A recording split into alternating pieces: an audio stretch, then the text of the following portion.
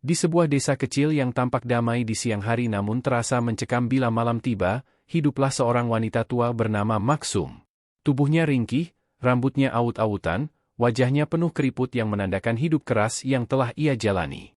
Setiap hari ia duduk di pinggir jalan dekat pasar tradisional dengan pakaian compang-camping, tangannya gemetar sambil mengulurkan kaleng bekas untuk meminta belas kasihan.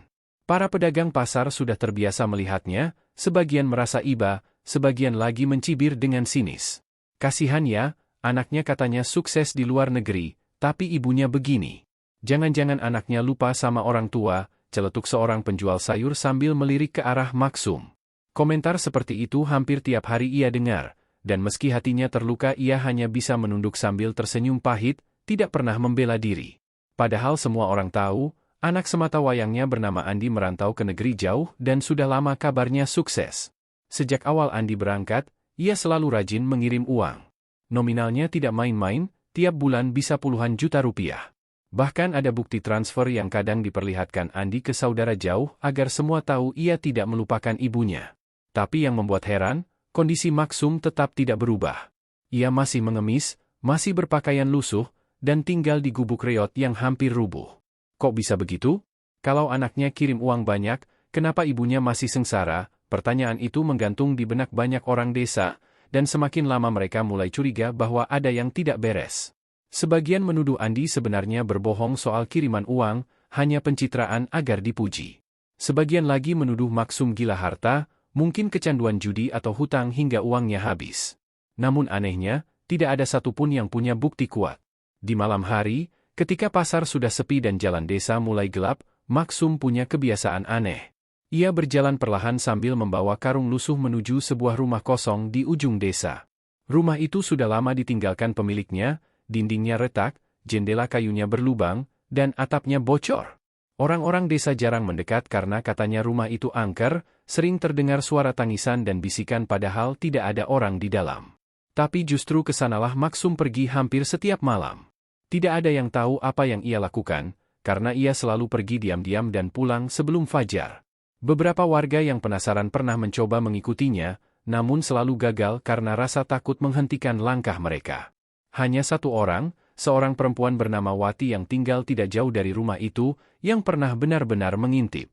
Suatu malam saat bulan purnama, Wati melihat Maksum masuk ke rumah itu membawa karung. Karena rasa penasaran mengalahkan ketakutannya, ia mengikuti dari jauh. Dari balik jendela yang pecah, ia melihat pemandangan yang membuat darahnya berdesir. Maksum duduk di lantai, membuka karung, dan menumpahkan isinya. Bukan sampah, bukan makanan basi, melainkan tumpukan uang lusuh dan perhiasan emas. Jumlahnya sangat banyak, seperti harta karun yang dikumpulkan selama bertahun-tahun. Wati menutup mulutnya menahan jeritan, matanya tak percaya. Astaga, jadi benar, Maksum bukan miskin. Ia punya uang sebanyak ini, lalu kenapa masih mengemis, gumamnya dalam hati. Namun rasa ngeri segera menghantam ketika tiba-tiba lampu petromak yang menyala di sudut ruangan padam dengan sendirinya. Gelap gulita menyelimuti rumah itu. Dari dalam kegelapan terdengar suara berat, bukan suara Maksum, melainkan suara lain yang asing dan menyeramkan. Kenapa kau mengintip?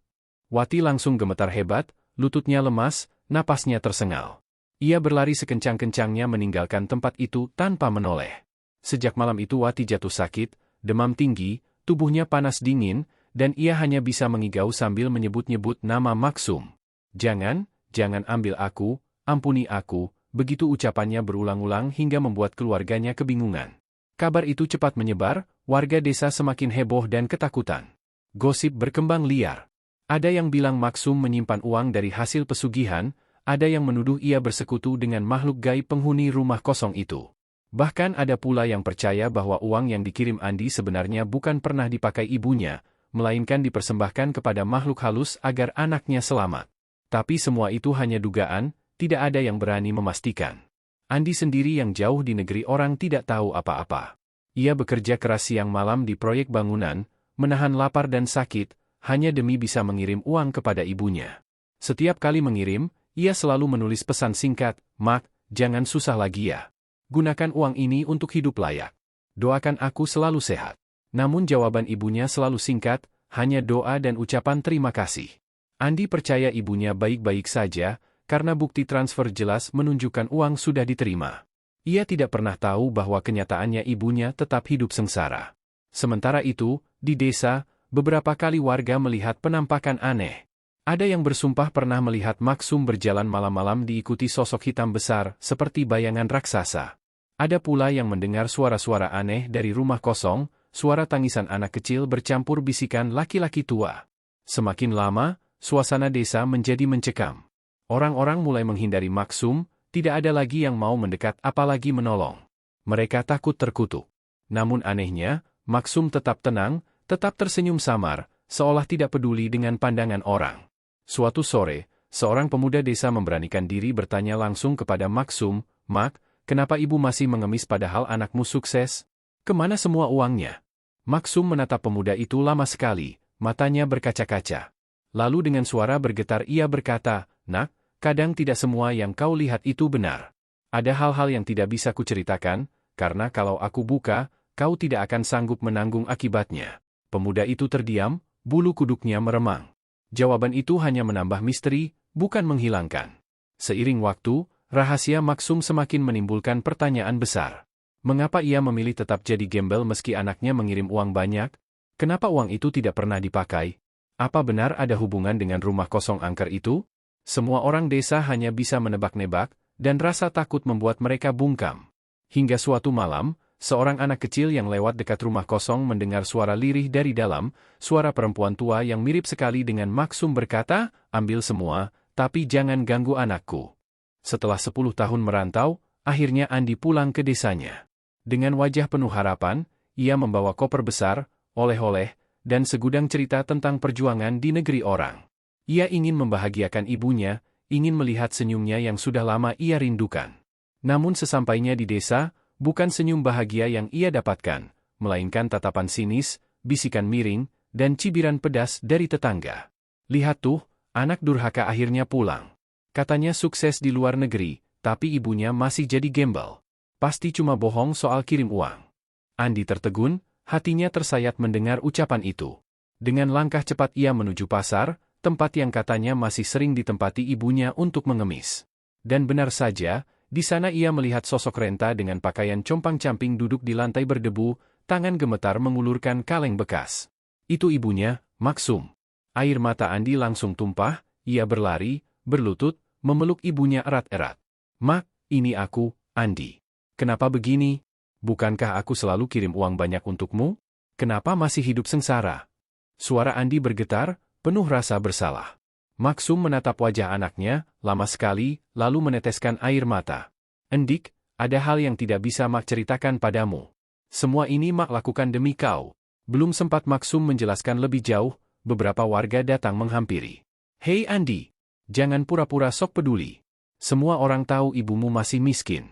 Kamu cuma pamer bukti transfer, padahal uangnya nggak pernah sampai. Kamu penipu," teriak seorang lelaki. Andi kaget. Segera ia mengeluarkan ponselnya, memperlihatkan catatan transfer yang ia simpan. "Ini buktinya. Aku selalu kirim tiap bulan. Bahkan jumlahnya besar. Lalu kemana uang ini?" Semua orang terdiam, kebingungan. Hingga seorang pegawai bank desa yang kebetulan lewat berkata, "Saya yang sering mencairkan uang itu untuk Ibu Sum." "Betul, Bu? Bukankah Anda sendiri yang selalu tanda tangan?" Semua mata tertuju pada Maksum. Wanita tua itu gemetar, menunduk, dan akhirnya menangis keras. "Iya, memang aku yang ambil uang itu. Tapi bukan untukku. Semua uang itu tidak bisa kugunakan, karena ada janji yang harus kutepati." Suasana mendadak hening, hanya suara tangisan Maksum yang terdengar. Andi memegang bahu ibunya dengan panik. "Janji apa, Mak? Kepada siapa? Kenapa harus begini?" Dengan suara bergetar, Maksum akhirnya mengungkapkan rahasia kelam yang ia simpan bertahun-tahun. Dulu, sebelum Andi merantau, Maksum hampir putus asa karena kehidupan yang sangat miskin. Suaminya meninggal, hutang menumpuk, dan Andi yang masih muda ingin pergi ke luar negeri butuh biaya besar. Dalam keputusasaan itu, Maksum mendatangi seorang dukun tua yang tinggal di pinggir hutan. Dukun itu terkenal angker, banyak orang menghindarinya. Maksum meminta jalan keluar. Sang dukun memberi syarat, "Aku akan buka jalan rezeki untuk anakmu, tapi ada janji. Setiap kali uang besar datang kepadamu, jangan gunakan untuk dirimu. Kau harus serahkan ke tempat yang aku tunjuk."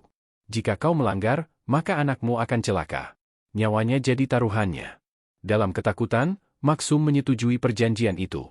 Sejak saat itu, memang benar Andi mendapat jalan lancar. Ia diterima kerja di luar negeri dengan mudah, gajinya besar, dan selalu bisa mengirim uang. Tapi setiap kali uang itu sampai, Maksum tidak pernah berani memakainya. Ia selalu membawanya ke rumah kosong tua yang jadi tempat tinggal makhluk gaib pengikut dukun itu. Di sanalah ia menaruh semua uang, emas, dan hadiah dari Andi. Aku tahu kau bekerja keras, nak. Tapi Mak takut. Kalau Mak gunakan uang itu, kamu bisa mati di sana. Mak rela jadi gembel asal kamu selamat, ucap Maksum sambil menangis. Warga yang mendengar kisah itu saling pandang dengan wajah ngeri. Ada yang tidak percaya, menganggap Maksum hanya berhalusinasi. Ada pula yang merinding karena selama ini memang sering terdengar suara-suara aneh dari rumah kosong itu. Andi sendiri tidak bisa menerima kenyataan itu. Ia merasa hancur, seluruh jerih payahnya selama ini ternyata hanya jadi santapan makhluk halus. Mak, jadi semua kerja keras ini, hanya untuk memberi makan setan, teriaknya sambil menangis. Maksum memeluk anaknya erat-erat. Maafkan Mak, nak. Maafkan Mak. Tiba-tiba angin kencang bertiup, langit mendung, dan suara gemuruh aneh terdengar dari arah rumah kosong di ujung desa. Semua orang yang hadir di pasar menoleh dengan wajah pucat. Rumah kosong itu bergetar, jendela-jendela tuanya berderak, dan suara-suara mengerikan terdengar, suara tangisan, jeritan, dan bisikan bercampur menjadi satu. Sebagian warga berlarian ketakutan, sebagian lagi hanya bisa berdoa sambil menutup telinga. Andi berdiri, menatap ke arah rumah itu dengan mata penuh keberanian. Tidak, Mak. Aku tidak akan biarkan hidup kita dikendalikan setan lagi. Aku akan akhiri ini semua. Ia berlari menuju rumah kosong, meski warga berteriak menahannya. Maksum menjerit histeris, "Endik, jangan. Jangan ke sana. Mereka akan marah." Tapi Andi tidak peduli. Ia masuk ke dalam rumah kosong itu. Gelap gulita menyambut, udara di dalam terasa dingin menusuk tulang. Di tengah ruangan ia melihat karung-karung berisi uang dan emas berserakan, sama persis seperti cerita ibunya. Namun di balik tumpukan harta itu, ada bayangan hitam besar berdiri, matanya merah menyala, suaranya berat menggema, janji harus ditepati. Kau tidak boleh mengambil yang sudah jadi milik kami. Andi gemetar, namun ia menggertakkan gigi, semua ini hasil kerja kerasku, bukan milik kalian. Ia mengangkat salah satu karung, namun seketika tubuhnya seperti disambar petir. Ia terjatuh, tubuhnya kaku, matanya melotot. Warga yang menonton dari luar rumah berteriak histeris. Maksum pingsan seketika. Beberapa saat kemudian, suasana hening. Rumah itu tiba-tiba ambruk dengan sendirinya, menimbulkan debu tebal yang menutupi pandangan. Saat debu menghilang, warga terkejut karena di tempat rumah itu berdiri hanya tersisa tanah kosong dan puing-puing. Tidak ada lagi karung berisi uang, tidak ada lagi sosok Andi, bahkan bayangannya pun lenyap. Hanya tersisa kaleng bekas tempat Maksum biasa mengemis, tergeletak di atas tanah. Orang-orang terdiam, sebagian menangis, sebagian lain lari terbirit-birit. Keesokan harinya, berita itu menyebar cepat. Kisah tentang anak yang rajin kirim uang tapi ibunya tetap jadi gembel membuat geger media sosial. Orang-orang menulis dengan judul, viral. Anak kerja keras, ibunya tetap mengemis, rahasia di balik uang yang hilang bikin merinding. Hingga kini, tidak ada yang tahu apa yang sebenarnya terjadi dengan Andi dan Maksum. Ada yang bilang Andi hilang ditelan bumi karena melawan perjanjian gaib. Ada pula yang percaya bahwa Maksum masih terlihat duduk di pasar, menunduk sambil tersenyum samar, seolah menunggu anaknya pulang lagi.